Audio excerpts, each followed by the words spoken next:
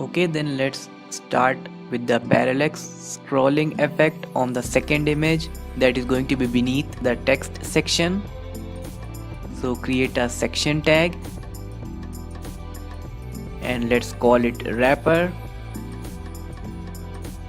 and ID as parallax-2. Then create a article tag and write class as d-flex-c. This will change the display property of this article element to flex and the flex direction as column. Container to add some padding, then text-center to center align the text. Then get inside and create a div element and write class as my-2 to add 2 rem of margin top and bottom. Then get inside and create the heading tag or the h6 tag and write the class as heading space font-x2. Then write the heading inside it.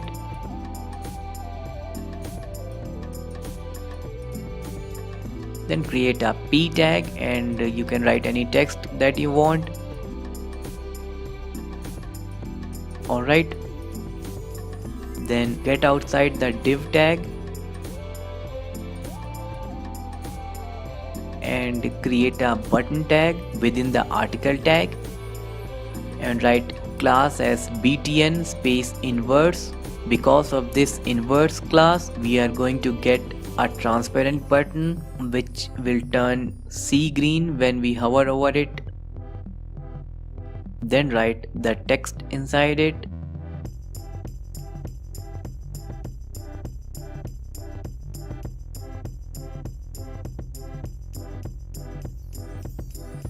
You can see that we have the button, but it is transparent. So get inside the style.css. Let's reference to the parallax ID, parallax-2 ID. Then write the background as URL img/bg-2.jpg space fixed space no-repeat. And I have already explained how we get this parallax effect using background attachment as fixed. Alright, let's enclose this button tag inside paragraph text or the p tags.